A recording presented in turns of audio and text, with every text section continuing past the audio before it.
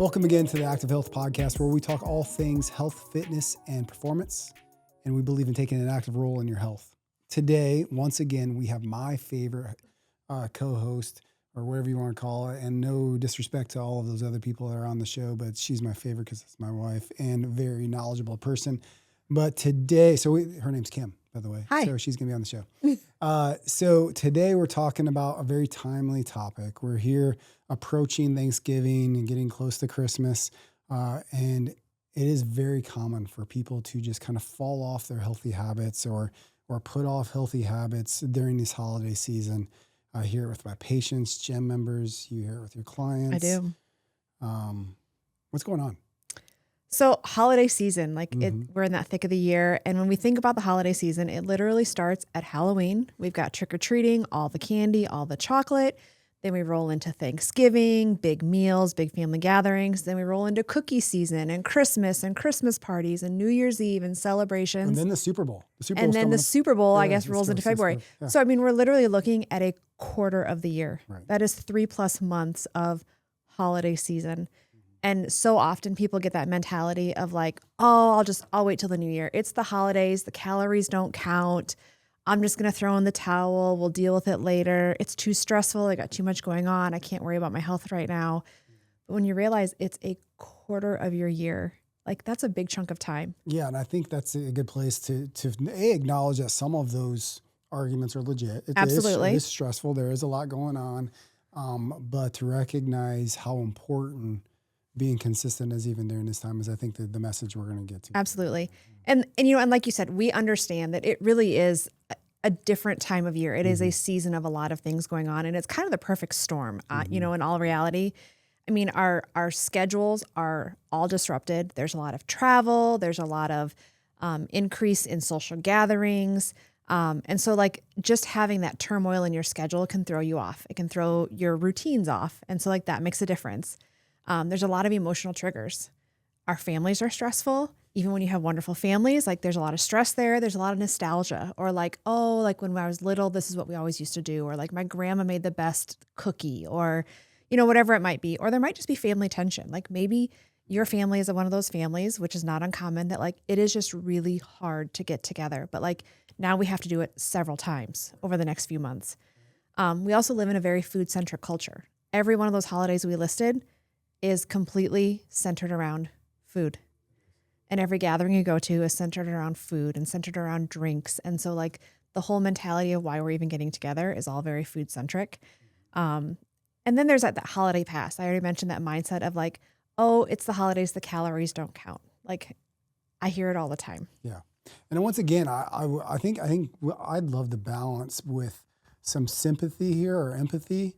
But let's say it out loud sometimes just helps us deal with these conditions. Because I have a little ceramic dish that I make my grandma's whipped cream in. Mm-hmm. And that is part of the memory of the holidays. Yep.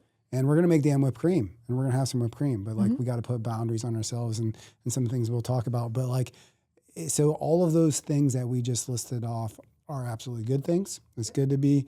It's kind of good to have the family dishes and build a community around those. And traditions. They're important.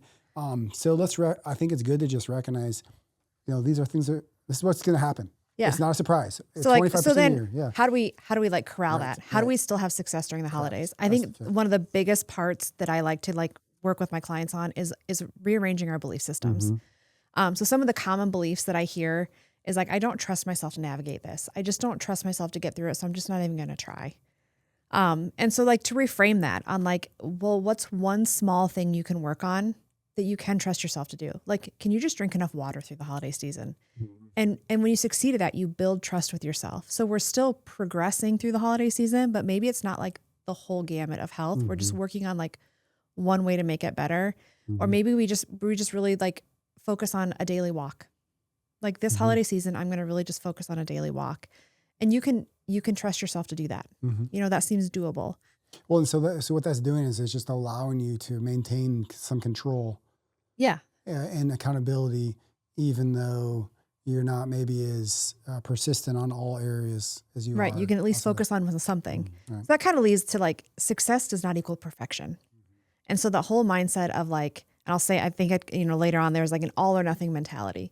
That's not how we create success. And so reframing success to be like consistency, not perfection. So I talk with my clients a lot about 80-20. So like 80% of the time, if we can do what we know is the right thing to do, we're going to come out on the other end winning. 20%, if we're going to do those things that like maybe aren't the best things, but they're important to us. Just like you mentioned, the pies and the whipping cream, like that's an important family tradition to us. And so it's important that we do that, but that's 20% of the time, not 80% of the time. And so like you can still have success through that.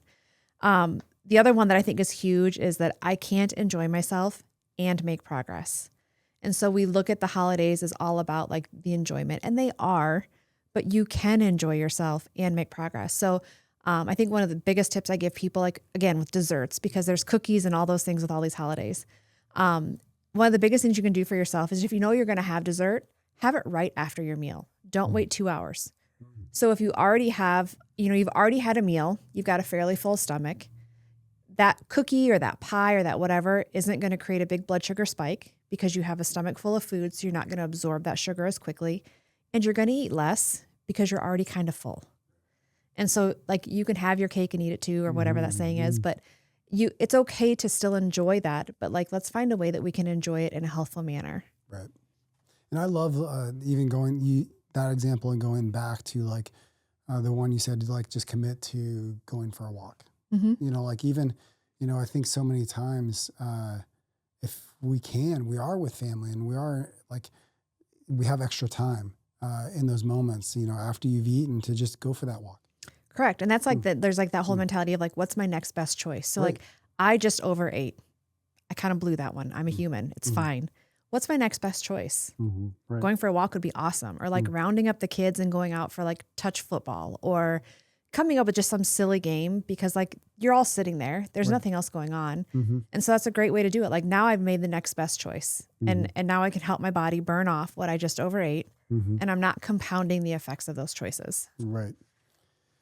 All right. So you got a great outline for us here. I think we touched on all of those. So like if we go back, what are your main tips that you're working on with your clients to get through this difficult holiday season? I kind of like to start off with like just kind of giving them a chance to like visualize what would success look like for them. So literally sitting down, it's like when you look at like January 1, if we're going to get from today to January 1, what would success look like to you? What would you like to have happen in that time period?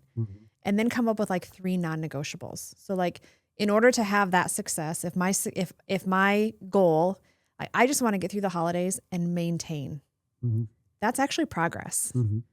Research shows that like 80% of people gain 1.5 pounds over the holidays and they don't ever lose that 1.5 pounds. So like over 10 years, like that can, hinder you. So again, if you can maintain through the holidays, that is success. Yeah. And so sometimes people just need to realize that like success doesn't have to be necessarily weight loss or muscle gain, or it's just success to me is that I don't backtrack. And so now what do I need to do that? Like, what is something I can do 80% of the time and feel successful doing it? So maybe your non-negotiable is I'm going to consistently get to the gym between now and January 1. That's my goal. I'm going to consistently drink water. I'm going to consistently, eat protein with every meal. Pick your 3, but just have it be 3 things. Like these are the 3 things I'm going to really focus on. And that will that will lead me to that success that I would like to see for January 1. So sometimes just defining what success looks like. Yeah, that's a good start. Just so you kind of have a roadmap. And I think it's good because of when you do that, you don't have that guilt when you get in the middle of the season, that if you don't know where you're going or what you set your mind on, you get into those moments and I've overate, I overdrank, I've had 3 parties in a row, and now I've just ruined the entire year. But if you start from a mindset of, this is what I'm doing, and, maybe those things are true, but I'm sticking to what I said I was going to do during this period of time too. So you don't feel as defeated. Right. Well, I think a big key is like, it's a holiday. Yeah. It's a holiday meal. It's not a holiday week. It's not a holiday month. And so like, it's okay to have a holiday meal. Just don't make it all day long. So like another thing I'd like to talk with clients about is like for Thanksgiving, for example, don't go to that meal starving. Have breakfast. Do a good like high protein breakfast. Maybe go for a walk. Maybe drink a protein shake on the way to the meal so you don't arrive to the meal starving, because then you absolutely will always overeat. And so like that's just a really simple way to like keep it to the meal. Mm-hmm. or keep it to the afternoon and start your day off with a win. Like Mm-hmm. I've already gone for my walk today. Like today was a win. I did what I said I was going to do. Right. That's awesome. What else you got? Well, I think it's also important to know that like you don't always have to focus on nutrition. Like there's other aspects of health. It's not always about the cookies and the protein and what I'm eating on my plate. Some of those non-negotiables can be things like your sleep. Maybe your goal is I'm just going to really work on getting good sound sleep. Studies show that when you get good sleep, your hormones are more balanced. Your hunger and satiated hormones are more balanced. If you are sleep deprived, you have more ghrelin in your system. And ghrelin is a hormone that spikes, I need to eat now. They're like gremlins. I always think of ghrelin. Just think of gremlins in you. Mm-hmm. But if you get a good night's sleep, that cuts those down. And so like Mm-hmm. you're automatically going to be making smarter choices because you've had a good night's sleep. Mm-hmm. So maybe that's your non-negotiables. I'm going to try to get to bed by 10 p.m. 5 out of 7 nights. And that gives you the leeway for those couple nights that there's a holiday party. I can be up a little bit later, but the other 5 nights I'm going to get to bed by 10. Or it could be like the whole walking. Like I'm going to make sure that my fitness is on point this year. Mm-hmm. I'm not going to necessarily worry about the food at this moment, but I'm going to at least make sure I'm going to the gym. Mm-hmm. Or maybe my focus is going to be on stress reduction. I'm going to just make sure I practice like relaxation breathing once a day for the span of this time. But it doesn't just have to be like food focused goals.